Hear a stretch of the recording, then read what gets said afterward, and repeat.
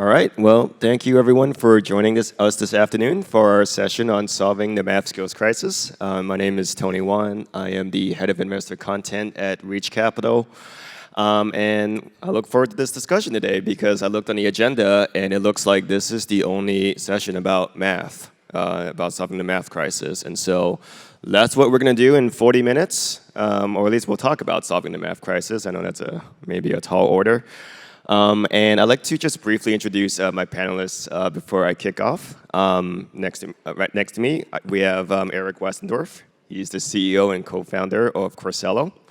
And then we have Shalinee Sharma. She is the CEO and co-founder of Zearn, followed by Will Lampros. He is at McGraw Hill, leading Alex, one of their math products. And then last but not least, we have Tim Hudson from DreamBox Learning. So just want to kick this off with, talking about the math crisis just feels like one of these things that we can all, we've always talked about, and it's this conversation that certainly predates us here and predates my time in this industry.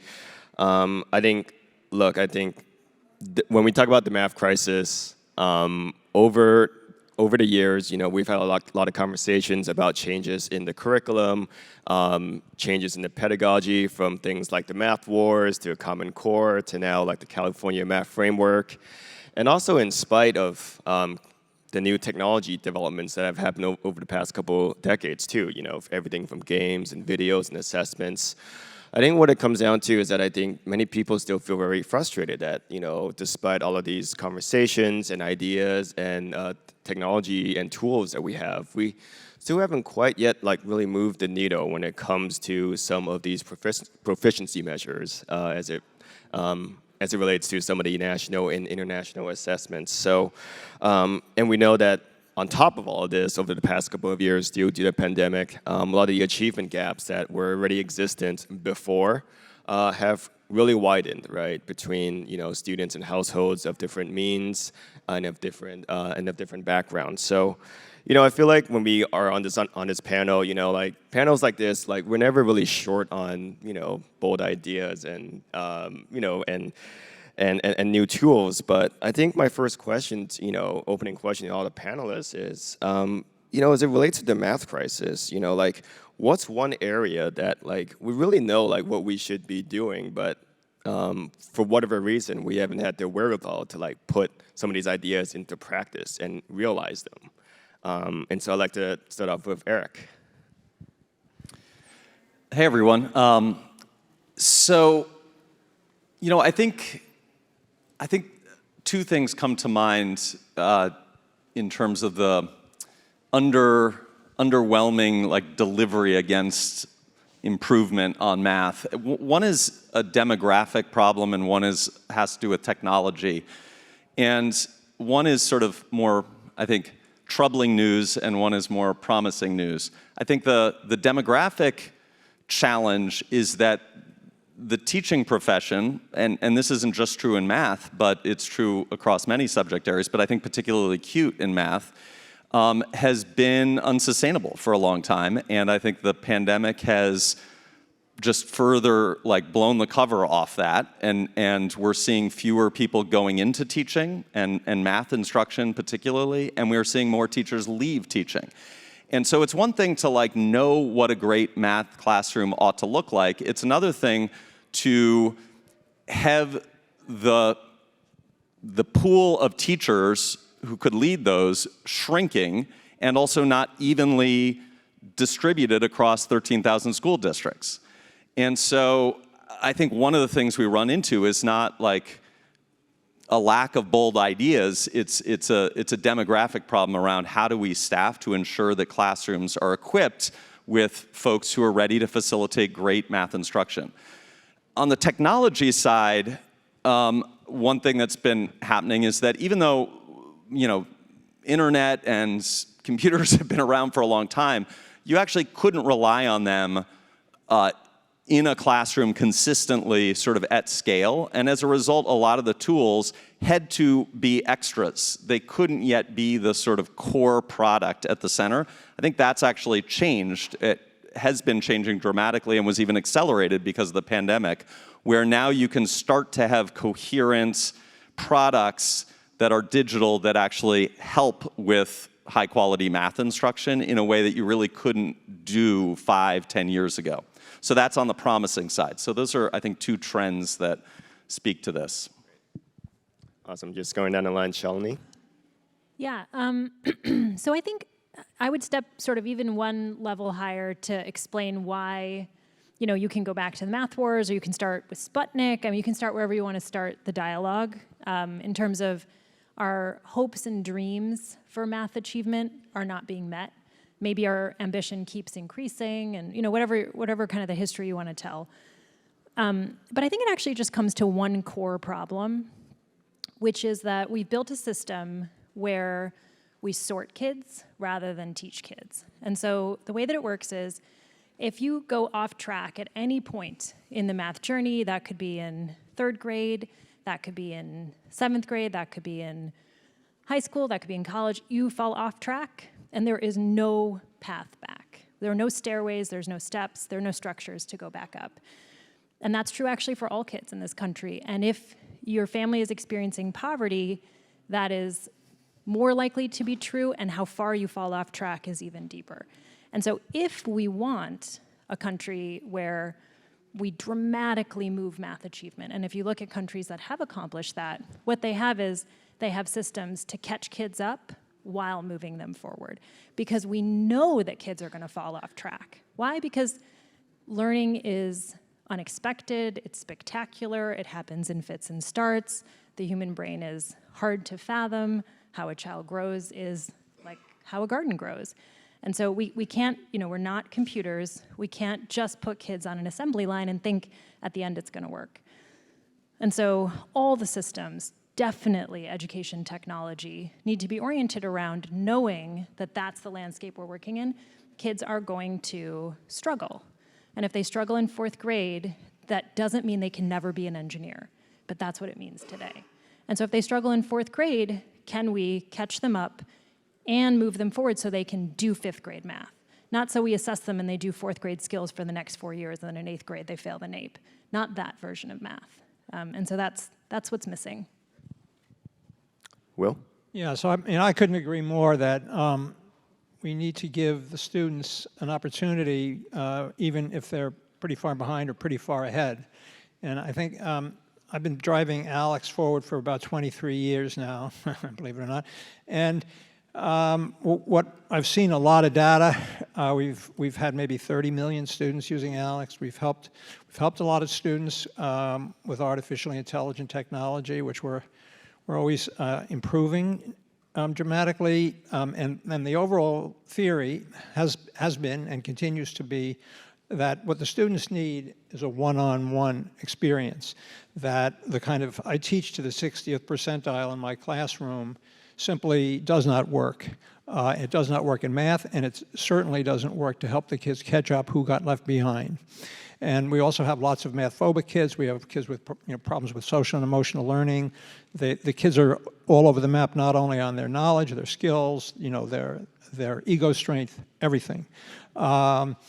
So now the question, I think the big the elephant in the room, the fly in the ointment, I got more of those, is really utilization, right? And what we've done, people like Alex and other products that work, is that we've tried to kind of foment a little bit of a revolution. We're going to say, okay, teacher, let our software work. So just give us a little space, get out of the way a little bit, let the software work. Okay, it's a cool idea.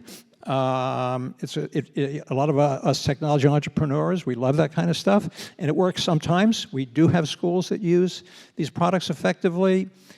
However, from the data that I see, I will say the revolution has not happened. Okay? The revolution has been overhyped. And so then the question is, well, what can we do? Because we've been sort of beating our head on the same window for a long time.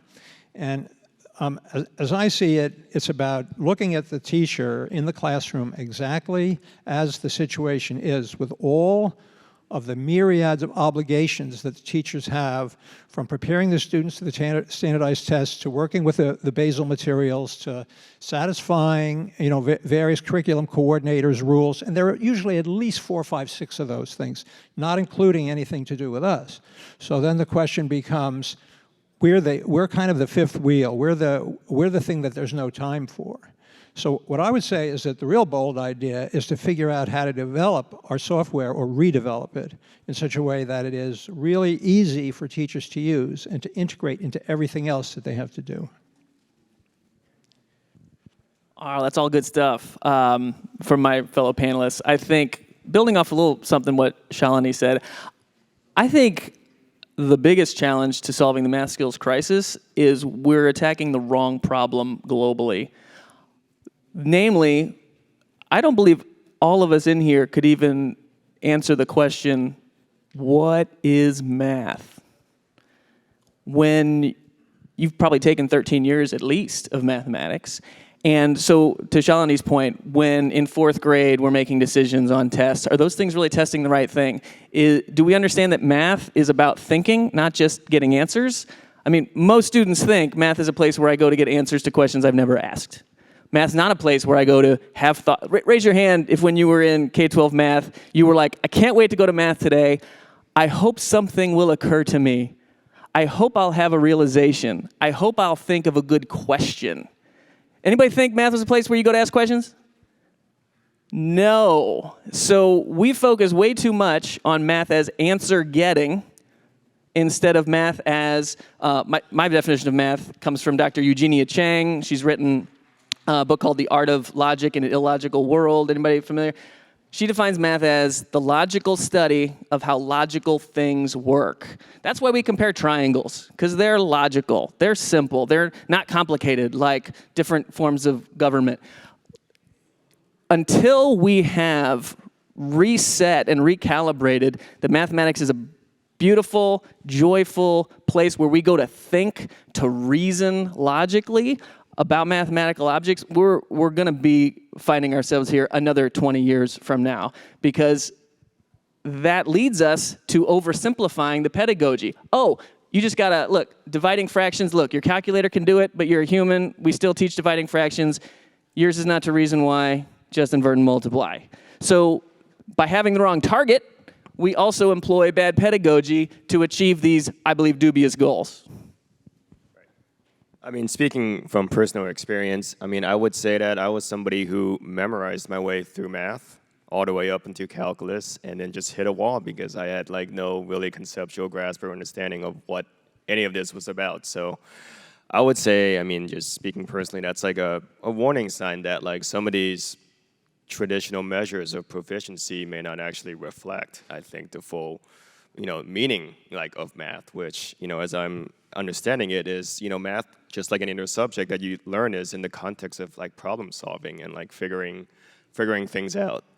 And so on that point, I mean, I want to, get a little bit around like, how does this, potentially impact kind of how we design the curriculum or the options of the classes options, and expand that so that we can kind of effectively marry some of the conceptual fluency that we've kind of traditionally done with kind of real-world applications that may be, realistic, more engaging, more fun, more interesting. Are you guys seeing any interesting model in that in this work?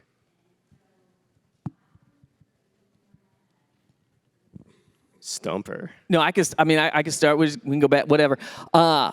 I think we do a disservice if we're going to tell students that math is a place where you're always going to be able to apply it in life. I think that math problems are like, there's 3 different kinds. There's like a hypothetical scenario, then there's like a practical situation, and then there's genuine situations. Now, genuine situations are the ones students bring to us. Like when a first grader's like, do numbers go on forever? Like, that's a great question. That's a genuine question. You can't ask those for students. Practical situations are most of our math problems that we give students. And students don't always buy into it, right? Like somebody's going to go buy 400 watermelons, or like, I always found it interesting, you're always somebody like working for somebody and how much you're going to earn as opposed to you're starting a company and you need to hire people. Like the interesting class dynamics of math word problems. I'm sure someone's done some research about that. So the practical problems are usually what we talk about with real world problems. Are students willing to join us in this, okay, maybe somebody somewhere is using this and it helps me make sense of things. Like these contexts need to be math is figure outable. But the hypothetical scenarios, we need to embrace that for students to be like, look, we're thinking logically about things that aren't going to have anything to do necessarily with your life, but it's the habit and the discipline of what I was talking about earlier of logical reasoning. That's actually how a lot of innovation takes place, like the RSA algorithm, right, helping encrypt credit cards and things. That was a hypothetical thing. They were like, oh, I wonder if you can, do this encryption technique. They proved it, then it became practical later. We should just be honest with our students. It's not always going to have a real-world application, but what we need to provide them is a context for sense-making that is going to make math enjoyable and not silly or, boring. Okay. Well, I can't resist mentioning that we have a wonderful product in McGraw-Hill called Redbird for K-12, which has very focused on the more interesting real-world applications that people can do with math. But I think the Alex perspective, if I may call it that, on this is don't use multiple choice. You've got word problems, you've got analytical problems. The students work on both. Mostly the students find the word problems much more difficult than they find the analytical problems. So the teachers may say that they want more of those. That will not necessarily help in a similar way to the fact that the Common Core didn't help the data. You can, if students are struggling and you make the material a little bit more difficult, that may not help right away.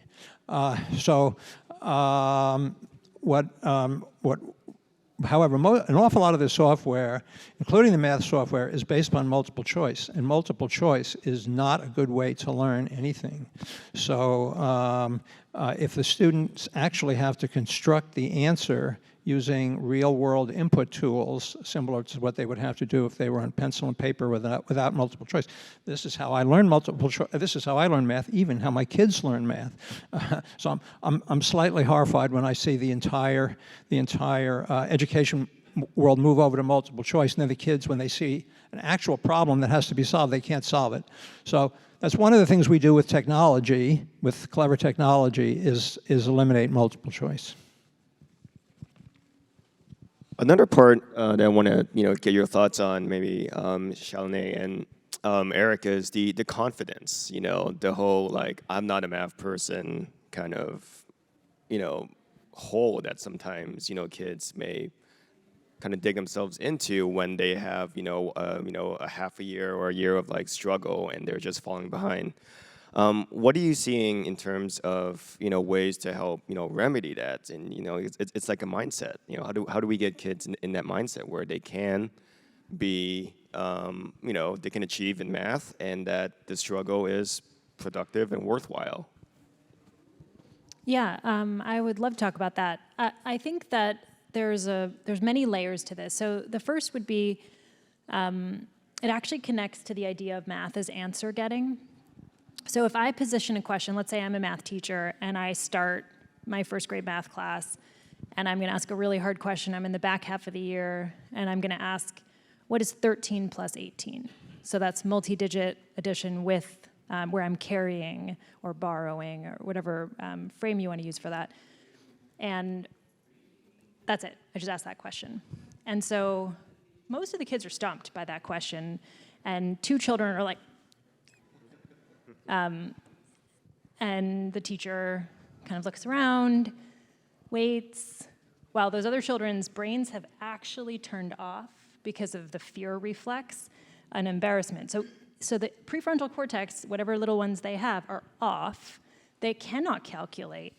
And the two children in the front, they know the answer. And so then they're like, and then one of them shouts it out. And it's over. So that is a first grade math classroom. Most of you have probably been in that math classroom as first graders. I certainly was.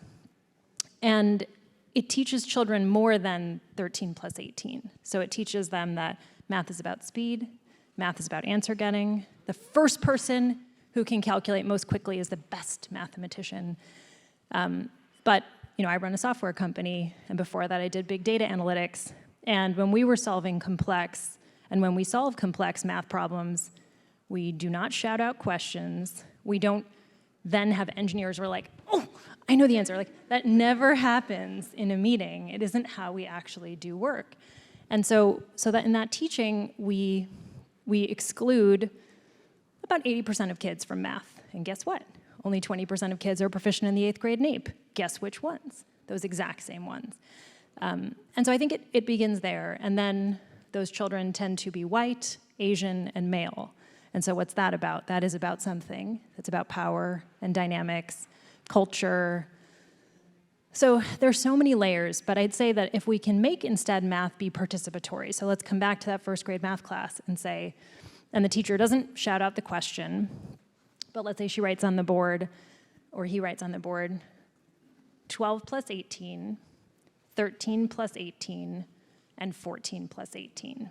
So she writes 3 problems on the board and says, okay, class, I want you to look at these 3 problems. I don't want anyone to shout out an answer. I'd like you to sit quietly and solve the problem. And if you don't finish, no problem, because I'm most interested in how you got started. And then 10 kids participate and share how they got started. And one child may notice that 12 plus 18 is a trick to help them get to 13 plus 18, and another child may use a strategy where they just look at the tens. And all of a sudden you're having a conversation about math. And so then what we teach children is that the process matters. You can help in the process, and we can solve problems together. So I'd say, that's what I would say is the steps to start to make math be a place where more kids can belong. And I think that relates to your point earlier about the sorting that goes on. So if you zoom out, it struck me when you said that, the irony that right now we tell students your brain is like a muscle. You need growth mindset. You can, and we're like telling students that, and at the same time they see that the entire system is set up around sorting and around the vast majority of them like not getting it. And like kids are like incredible antenna for BS and hypocrisy. And so when they see a system that is clearly about answer getting and who are those 2 students with their hands up versus the students who are feeling like what are we doing here? And then at the same time, we're like, growth mindset, like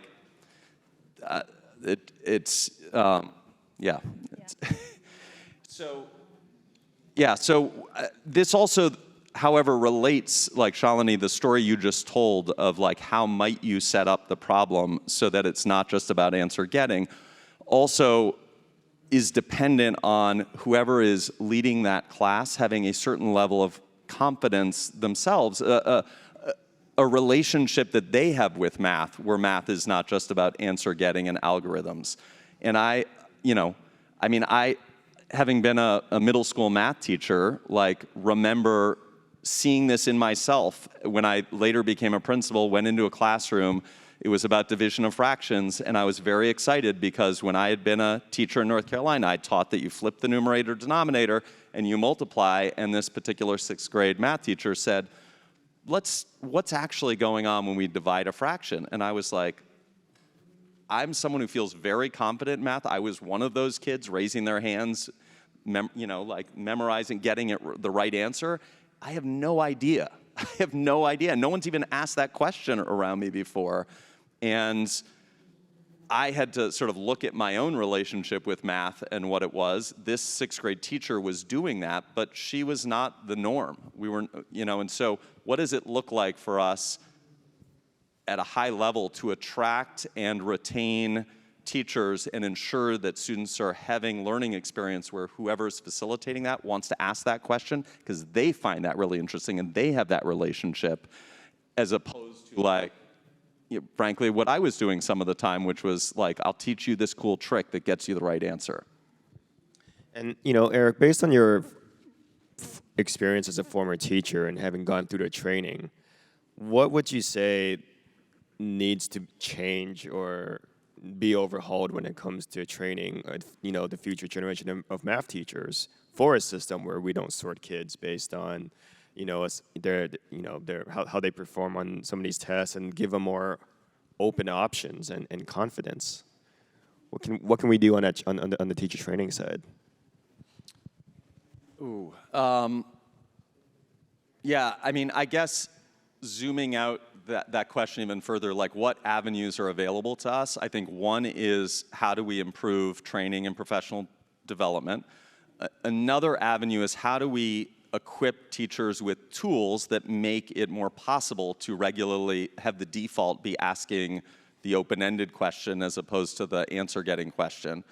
And then a third is also, frankly, and this is what Coursello is focused on, is how do we tackle this demographic problem? Are we going to continue to believe that the pool of teachers are going to somehow distribute themselves across the country evenly in a way that ensures that there's equitable access to high-quality instruction going on? And I think we can improve the training and we can improve the tools, and there are reasons to be optimistic that, especially given sort of the evolution of technology inside classrooms, that we can make really big progress on that.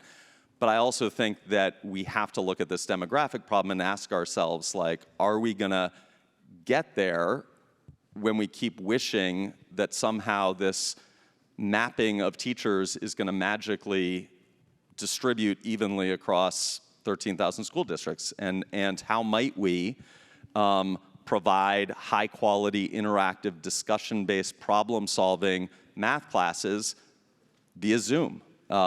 In new ways where that teacher may not be exactly right in that classroom, but is very comfortable with, has a relationship with math that is not about answer getting. And so what might that look like?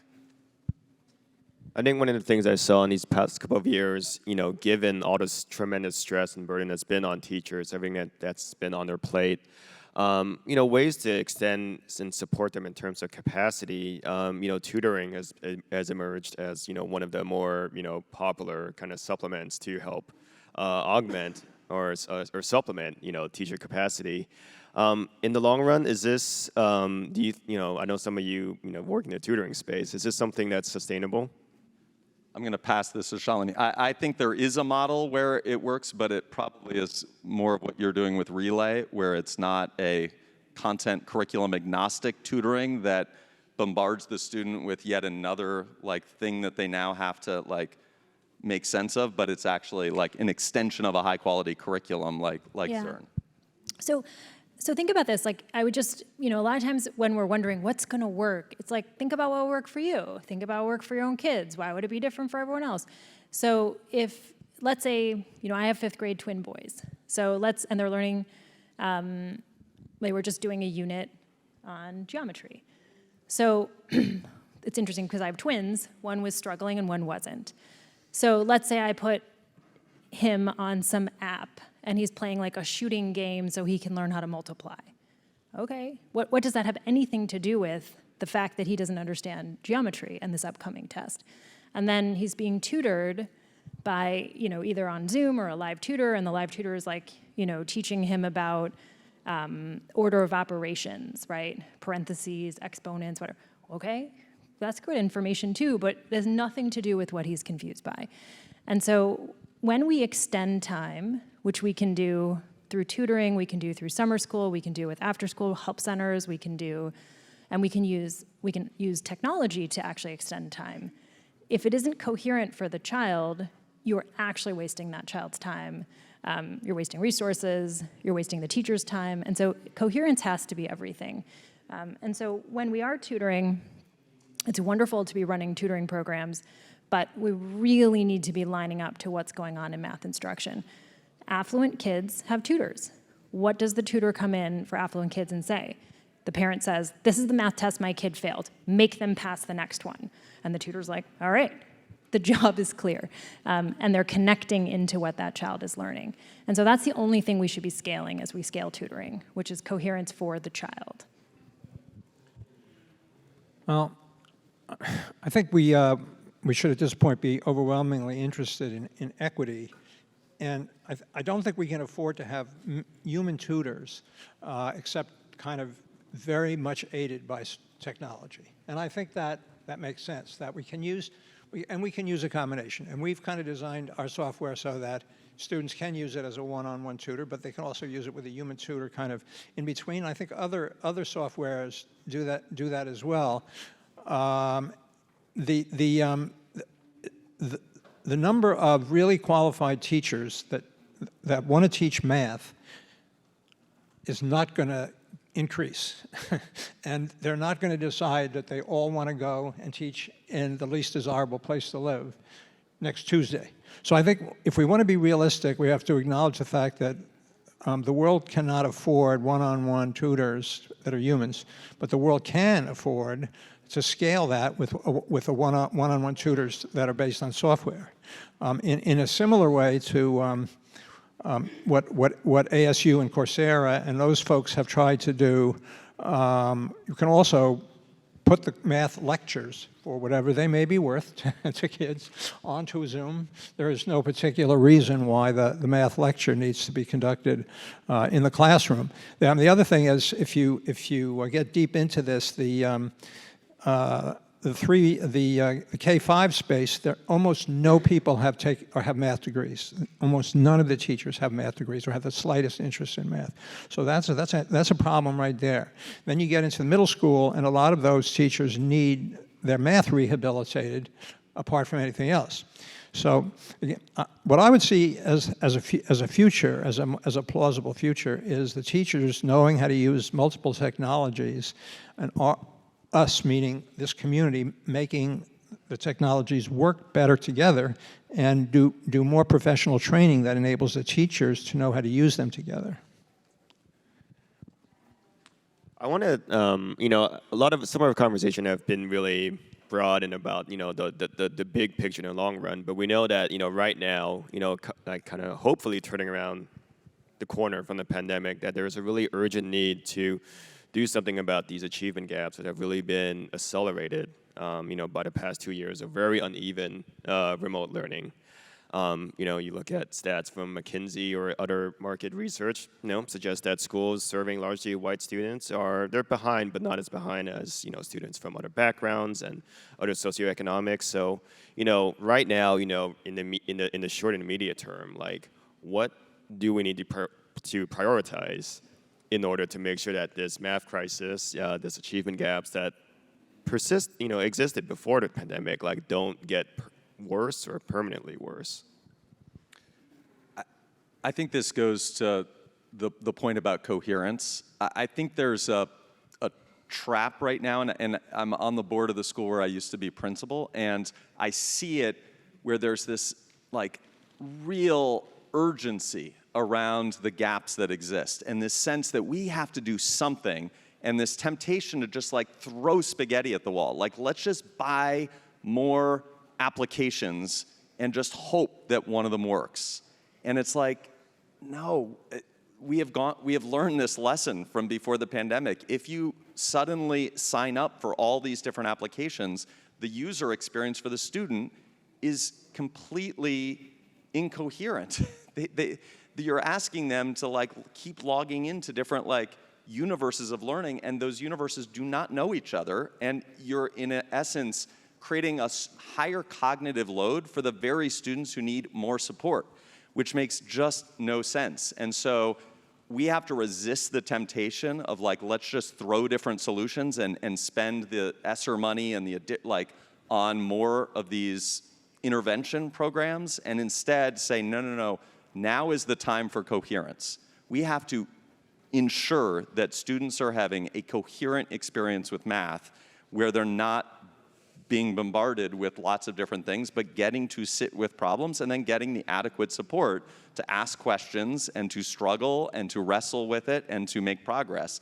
And to the extent that we have students who are behind, we need to provide more of that coherent time as opposed to more incoherent time. I think that's the challenge right now. Yeah, I mean, I would sort of answer that question the way I answered the opening question, which is, we need to, as a country, build the capability to catch kids up while moving them forward. So my fifth graders had missed a portion of 3rd grade and 4th grade was disrupted. They're 11 years old. They're 5th graders. They're not, every aspect of where they should be is not where they should be at 5th grade. So what's the plan? How are we going to catch them up and move them forward as parents, as like the media, like as citizens? That's what we should be asking school systems. And the answers are around, the answer is extended time. It's not free. We lost time. We need time, right? Like it's a hard answer, but that's just, you know, it's like calories. If you eat calories, you need to burn the calories. If you didn't sleep all week, you got to sleep on the weekend. Like it's just, there's time. There's nothing you can do about it. So there's extended time, and you can either waste that time or make that time productive. And so it's really essential that that time is laser focused on what kids don't know to do 5th grade math. So, you know, these sort of diagnostics that will say, oh, well, these are the 27 things that kids don't know. Well, you probably don't know 27 things too, but we can sit down and do calculus this afternoon. I don't have time to fill all that in. That is a theoretical idea. So here we are, we're in 5th grade. Let us support children to do 5th grade math. Okay, what's a thing they don't know to be able to do 5th grade math today? Let's solve that problem today.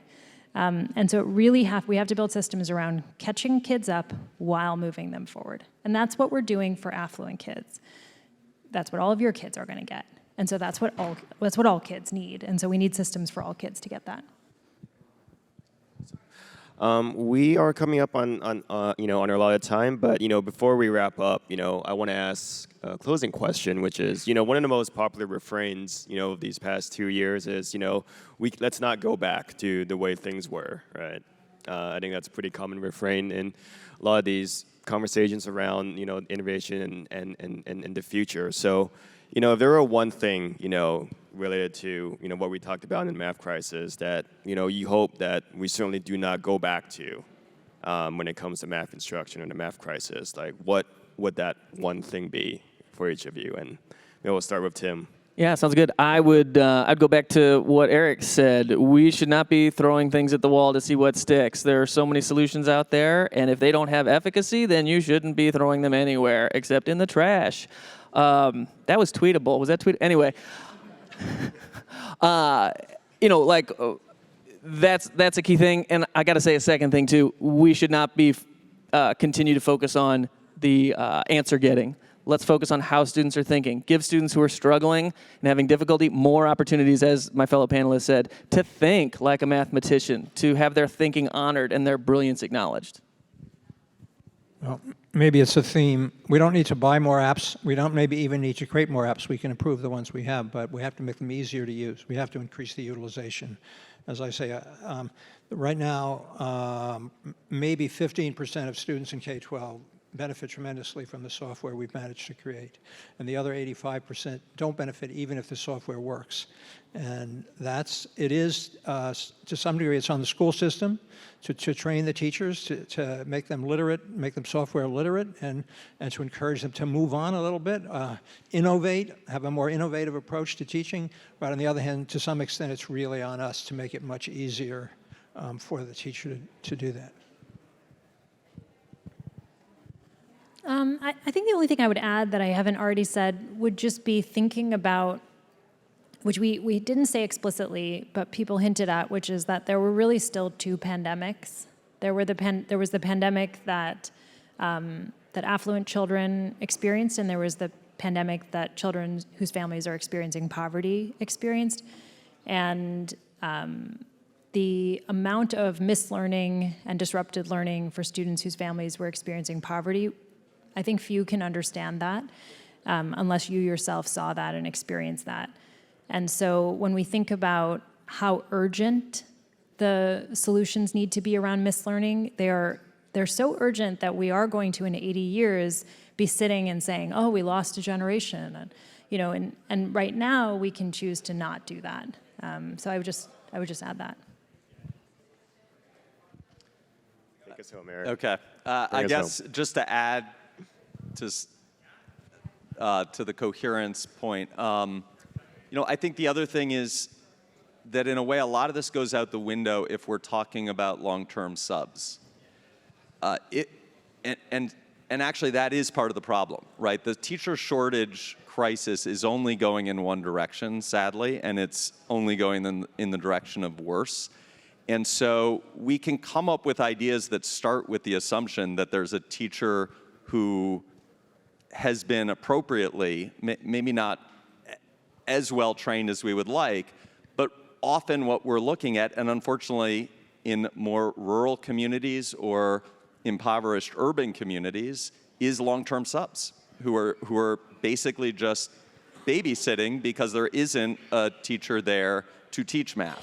And so we've also got to just deal with that reality and come up with better solutions and not wish or engage in wishful thinking that somehow that demographic problem is just going to sort itself out. Well, I think that takes us right up to time, and so I want to thank our panelists, Tim, Will, Shalinee, Eric, so much for this discussion. And thank you to you all for joining us this afternoon.